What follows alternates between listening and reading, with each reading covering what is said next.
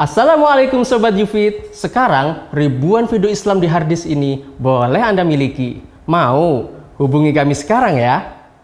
Kami tunggu ya.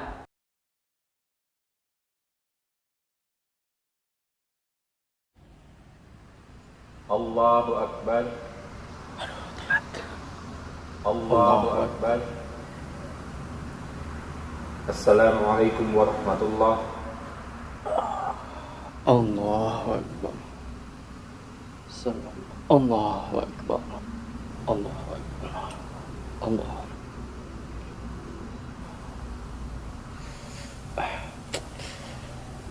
Allahu Akbar. Assalamualaikum warahmatullahi.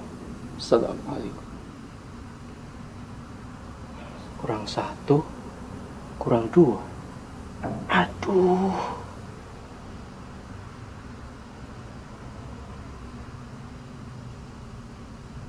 Alhamdulillah wassalatu wassalamu ala rasulillah. Pemirsa yang berbahagia, apa yang kita saksikan adalah satu kejadian ketika orang lupa sehingga dia ragu mengenai jumlah rakaat dalam sholat yang telah dia kerjakan.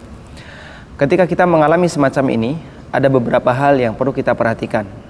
Yang pertama, bahwasanya ragu terkait jumlah rakaat sholat itu tidak membatalkan sholat.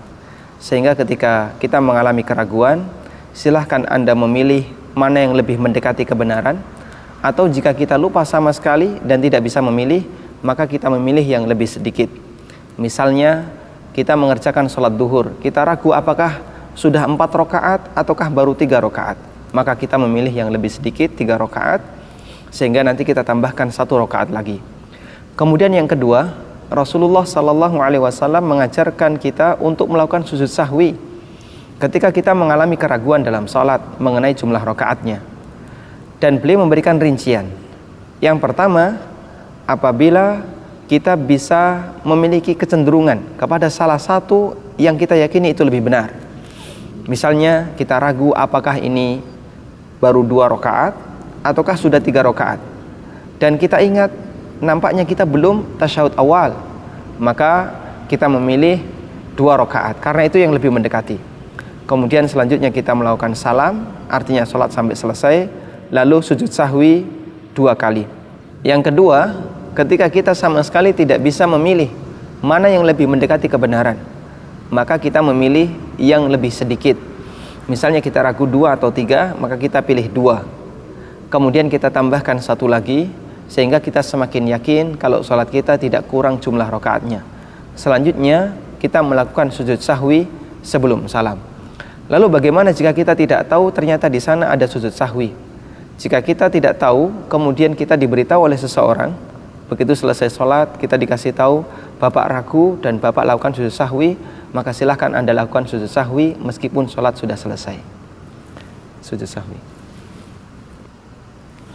Allahu Akbar. Allahu Akbar. Allahu Akbar. Allahu Akbar. Assalamualaikum warahmatullahi. Assalamualaikum. Allahu Akbar. Allahu Akbar. Allahu Akbar. Subhanallah. Subhanallah.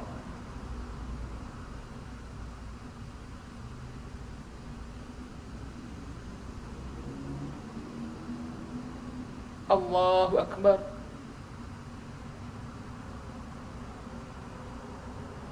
Subhanallah. Allahu Akbar. Allahu Akbar. Subhanallah. Allahu Akbar. Assalamualaikum warahmatullahi. Assalamualaikum warahmatullahi.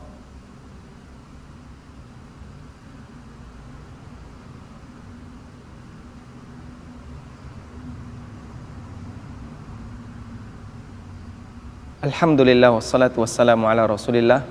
Pemirsa yang berbahagia, adegan yang baru saja kita saksikan adalah salah satu di antara contoh bagaimana ketika orang tidak paham tentang sujud sahwi dalam sholat berjamaah. Apa yang dilakukan oleh imam dan apa yang dilakukan oleh beberapa makmum sudah benar ketika imam sujud sahwi, makmum yang lain ikut sujud sahwi. Namun ada satu makmum yang dia tidak paham kalau itu sujud sahwi, sehingga ketika imam melakukan sujud sahwi, makmum menyangka bahwasanya ini kesalahan, sehingga dia ingatkan dengan mengucapkan subhanallah.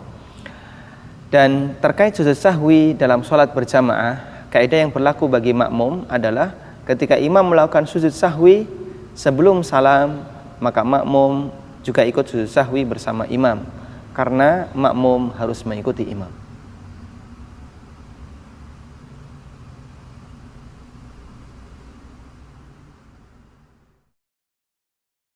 Allahu Akbar. Allahu Akbar. Subhanallah. Subhanallah. Subhanallah.